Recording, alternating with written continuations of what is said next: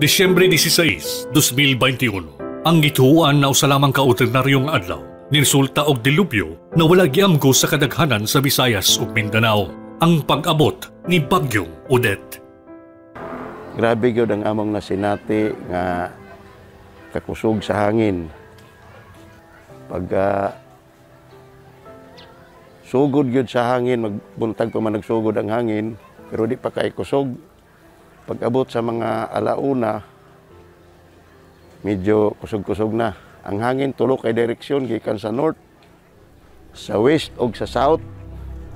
Muna ang direksyon sa tulo ka hangin nga terribly pangakusog. Sugod sa alauna, diri gikang direksyon gikan sa north. Ang pag-abot sa alas 2, diri na sa tuyok na siya, diri na sa west. Abagat ng kulatas amo Unya pagka alas 3, alas 4 sa hapon, diri na sa south na pod. Ang timog na mo inukulata sa amo.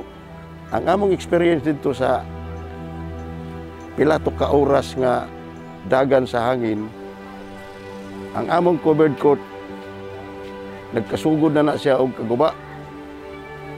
Nangatangtang na ang scene, unya ang mga katawhan nga naa sa sulod sa covered court namo mibalhin na diri sa kuan kining barangay hall. Ang amo sa barangay hall, tangtang na po ang atop.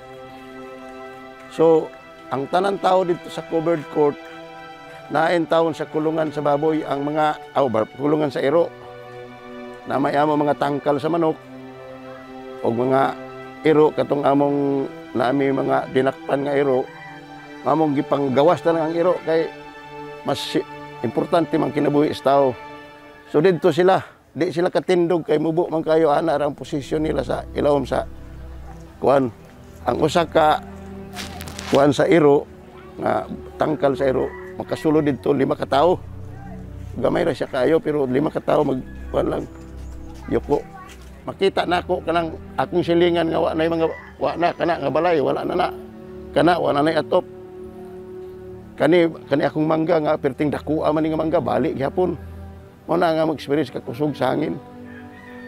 Daghan na nanuwaw kay ang hilak baka nang hilak na kay di naman puro katapusan na sa kalibutan ba. Perting kusog gyud.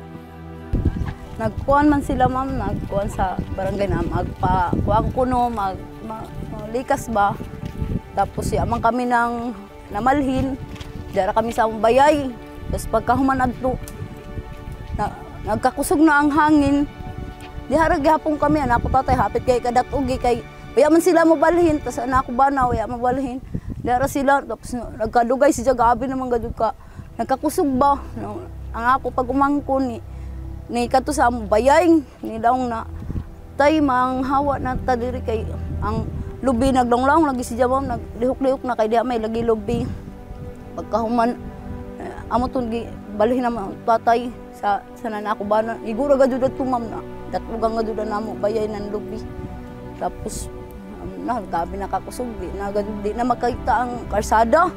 Tapos ang bayay sa ako maguyang mazugani kay kuan si Jab, pulido si Jab. Kalawang kami na, hapit na kami mamatay kay tangtang na lagi ang atop. Yan na.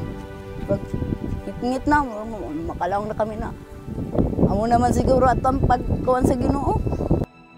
Ang pangdaot na dala sa Bagyong Odette, walay gipiling biktimahon unsa man ang kahimtang sa kinabuhi. Humansa na sinating paglandfall ni Odette, nibutyag sa mga katawan ang kadaot na nasinati sa ilang dapit. Mga bata, nagkabuntag, siyak pa sila ba? Waya ka dun mga tuyog. Antod nagkabuntag sila tatay, waya mga tuyog. Sila nanay kay hadlok siguro sa badto. Tapos waya kami nagkuha na bayay lagi na, buba. Na ako bayay, ato man dito ako bayay ma'am sa bukid. Naguba, waya rin nagpabilin.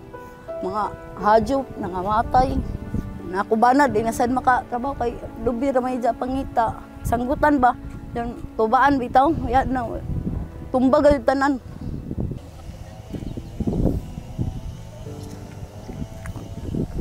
Na ako banad, taga mapawa man sad sa babayay dito ma'am. Yan kasi nagpabili kay. Nadat mo ganun mga parangata.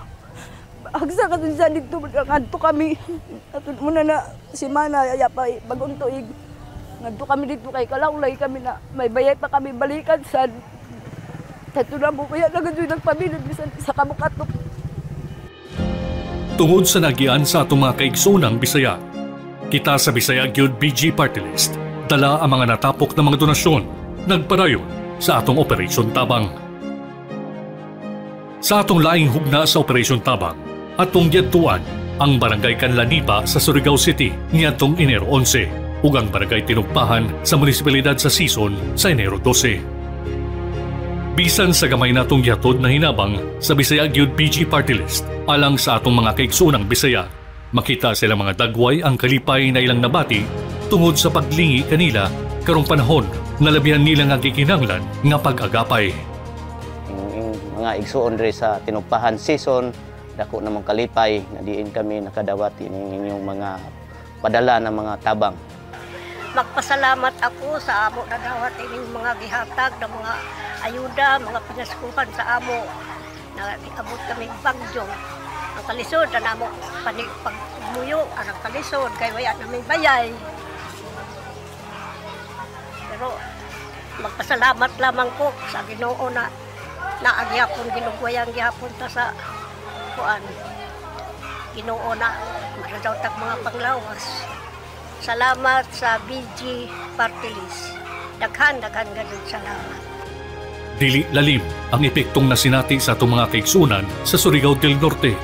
Nalapornas na mga panimalay na hinungdan silang pagayom-ayom sa mga trapal na gihatag kanila isip temporaryong puy-anan. Mga nangatumba na mga poste sa mga kuryente na hinungdan na hangtod sa kasamtangan at nagyapon sila'y kakulangan sa kahayag. Tungod niini, sila adunay panawagan. Kay murag intero Surigao, medyo di sad may mabintahan siguro sa damage. Kay murag maayo gyud may pagkakulata ba. Tanan-tanan din ni Surigao murag hapit-hapit gyud pare-pareha ra. Gamay kung magka-diferensya magkamatoy ra gyud kang kuan. Basig na apay daghan mo tabang namo paabot sa ila nga tabangi tao ning Surigao karon kay luoy kay ning mga tao. Tanan na tabangan kami in Surigao, tanan kay dili ra gud diri man pati dito sa mga tabok. Dili ra badya kami diri hamok badya, gabi ko sa kahamok na bagsak gud ang Surigao. Gani na pula. Tanan tabangan kami ni Presidente Duterte na makabangon kami diri sa Surigao. Bisang kalisod. Ay, naguyat sa kami ng ayuda gikan sa gobyerno para makatukod kami ng bayay.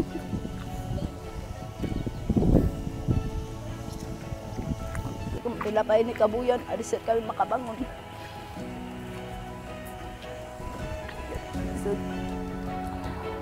Apan bisan pa man sa kalisod, luha nga inubanan og pahiyon, bisan sa tariwala sa nabating kalisod. Kini naghatag yapon og tunhay na paglaom ngadto sa pagkahiusang pagbangon. Ang padadyon no ang gihapon.